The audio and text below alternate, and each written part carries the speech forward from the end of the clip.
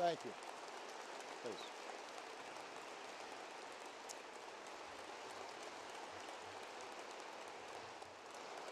Hello, Boston.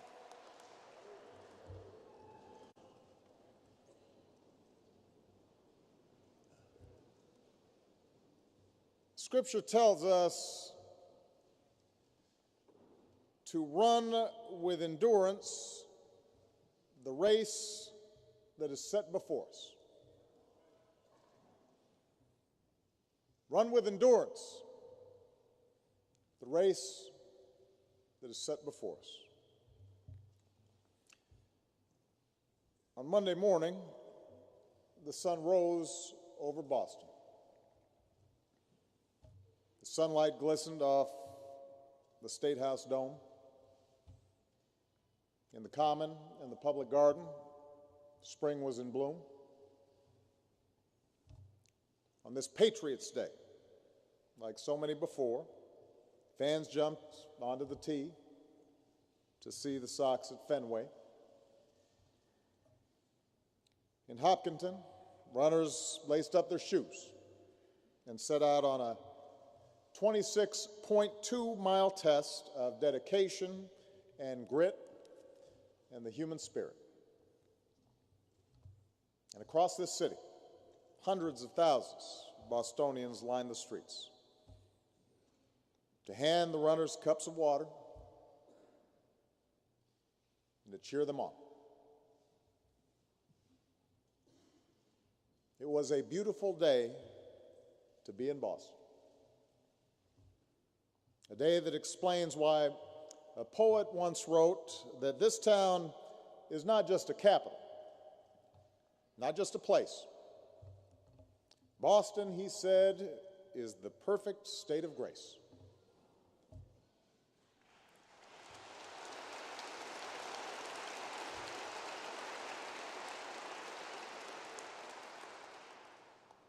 And then, in an instant, the day's beauty was shattered.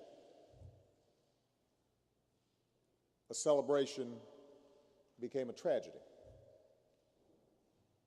And so we come together to pray and mourn and measure our loss. But we also come together today to reclaim that state of grace, to reaffirm that the spirit of this city is undaunted, and the spirit of this country shall remain undimmed. To Governor Patrick, Mayor Menino, Cardinal O'Malley, and all the faith leaders who are here, Governors Romney, Swift, Weld, and Dukakis, members of Congress, and most of all, the people of Boston and the families who've lost a piece of your heart. We thank you for your leadership. We thank you for your courage. We thank you for your grace. I'm here today on behalf of the American people with a simple message. Every one of us has been touched by this attack on your beloved city. Every one of us stands with you. Because after all, it's our beloved city too. Boston may be your hometown, but we claim it too. It's one of America's iconic cities. It's one of the world's great cities. And one of the reasons the world knows Boston so well is that Boston opens its heart to the world. Over successive generations, you've welcomed again and again new arrivals to our shores. Immigrants who constantly reinvigorated this city and this commonwealth and our nation. Every fall, you welcome students from all across America and all across the globe.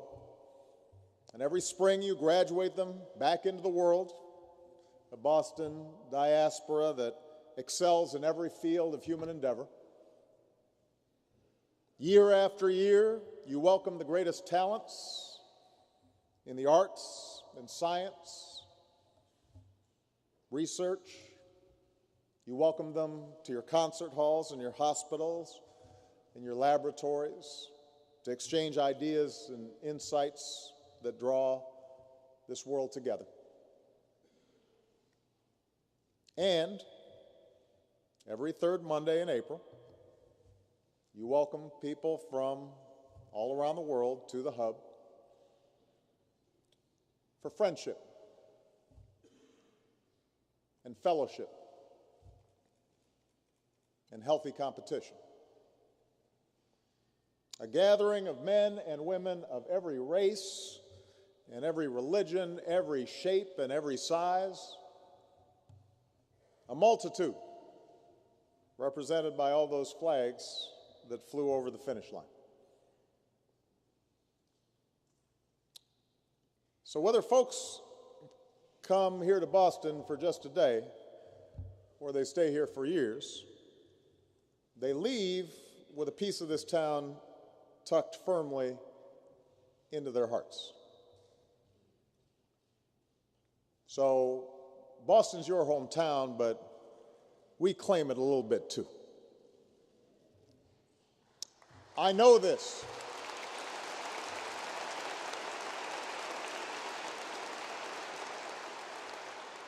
I know this because there's a piece of Boston in me.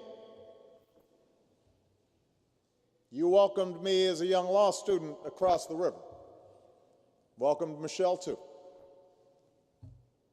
You welcomed me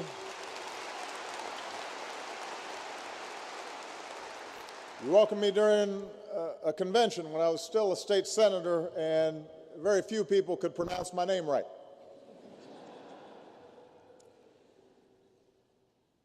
Like you, Michelle and I have walked these streets. Like you, we know these neighborhoods. And like you, in this moment of grief, we join you in saying, Boston, you're my home. For millions of us, what happened on Monday is personal.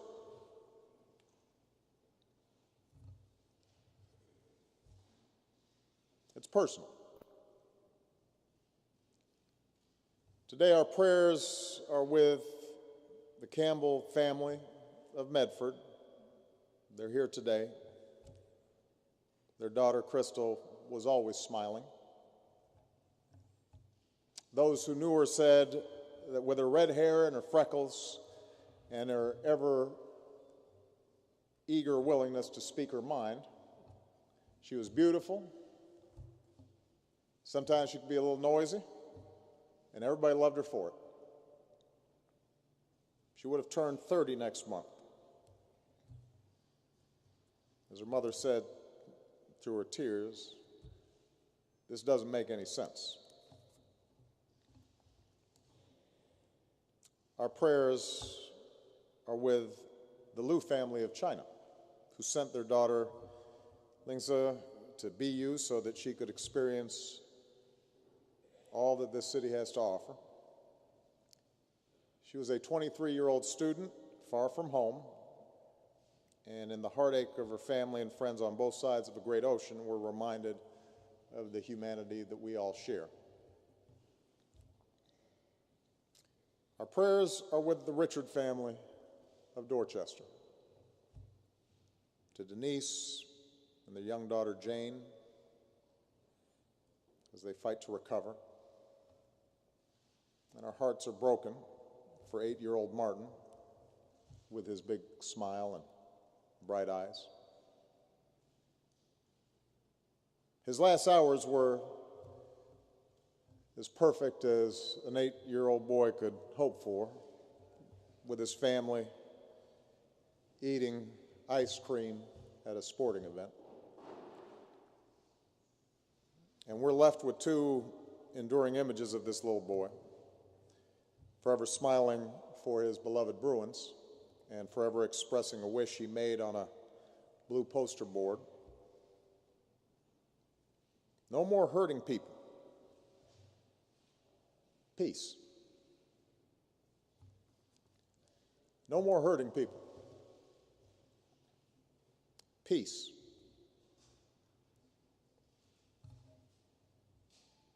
Our prayers are with the injured. So many wounded, some gravely.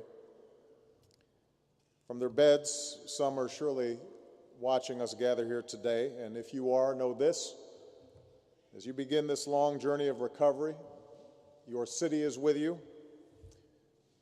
Your commonwealth is with you. Your country is with you. We will all be with you as you learn to stand and walk and, yes, run again. Of that I have no doubt. You will run again.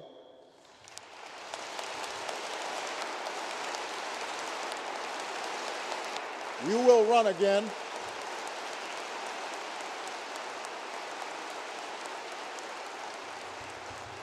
Because that's what the people of Boston are made of.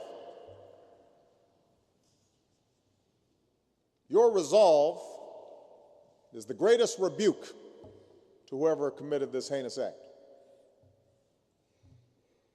If they sought to intimidate us, to terrorize us, to shake us from those values that Duvall described, the values that make us who we are as Americans, well, it should be pretty clear by now that they picked the wrong city to do it.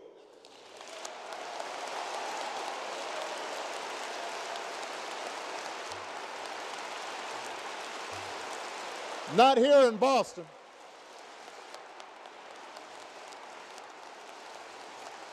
Not here in Boston.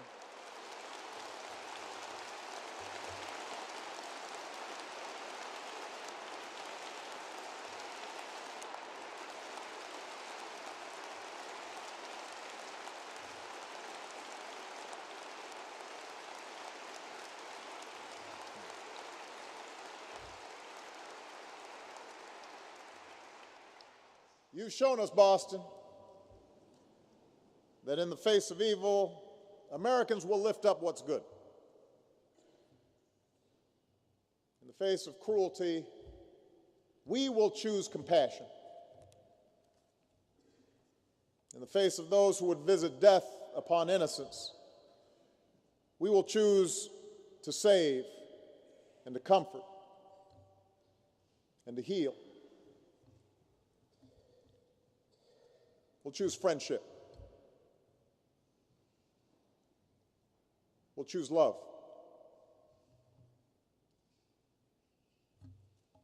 For Scripture teaches us God has not given us a spirit of fear and timidity,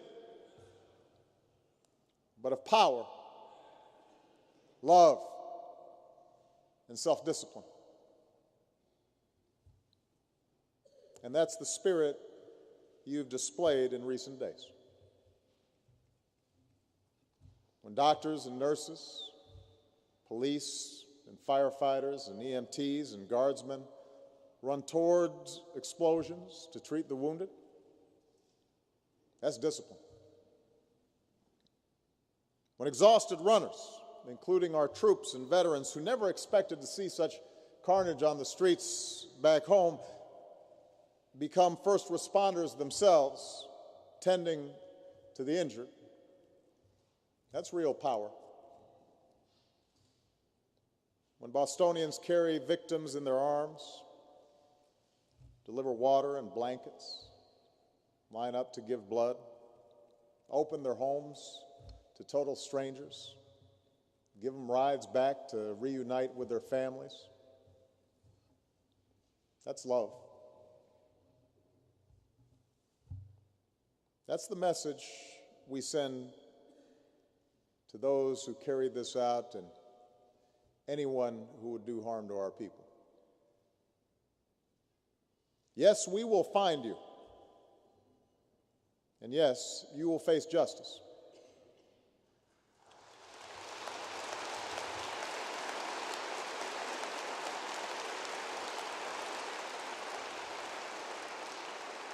We will find you, we will hold you accountable, but more than that, our fidelity to our way of life, to our free and open society will only grow stronger. For God has not given us a spirit of fear and timidity, but one of power and love and self-discipline. Like Bill Ifrit, 78 years old, the runner in the orange tank top who we all saw get knocked down by the blast, we may be momentarily knocked off our feet. But we'll pick ourselves up. We'll keep going. We will finish the race.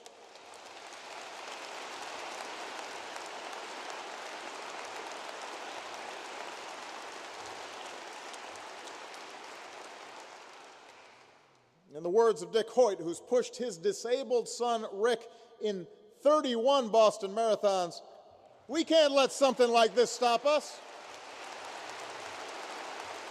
This doesn't stop us. And that's what you've taught us, Boston. That's what you've reminded us. To push on.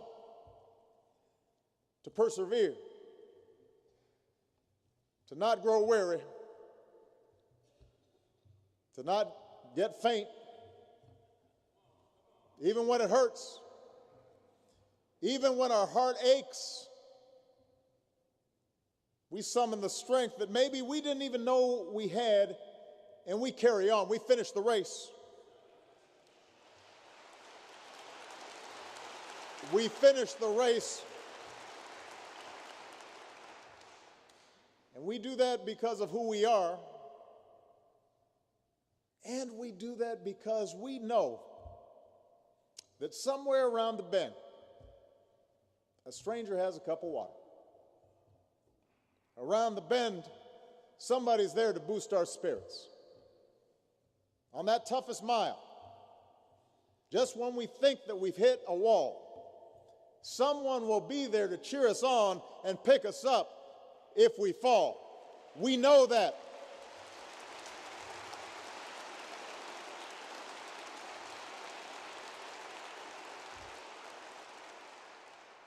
And that's what the perpetrators of such senseless violence, these small, stunted individuals who would destroy instead of build and think somehow that makes them important. That's what they don't understand.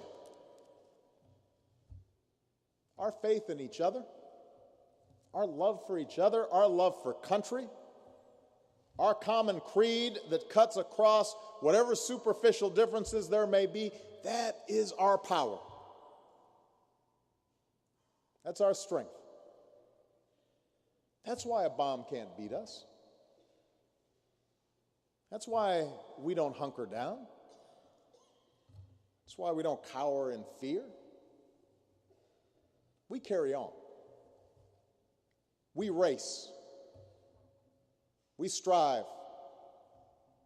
We build and we work and we love and we raise our kids to do the same, and we come together to celebrate life and to walk our cities and to cheer for our teams. When the Sox and Celtics and Patriots or Bruins are champions again, to the chagrin of New York and Chicago fans, the crowds will gather and watch a parade go down Boylston Street. And this time next year, on the third Monday in April, the world will return to this great American city to run harder than ever and to cheer even louder for the 118th Boston Marathon. Bet on it.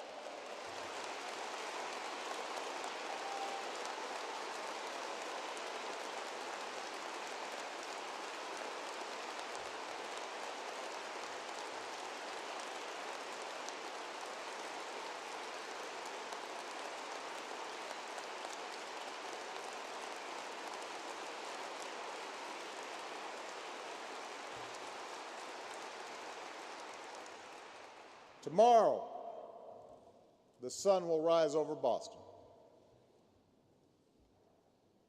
Tomorrow, the sun will rise over this country that we love. this special place, this state of grace. Scripture tells us to run with endurance the race that is set before us. As we do, may God hold close those who've been taken from us too soon. May He comfort their families. And may He continue to watch over these United States of America.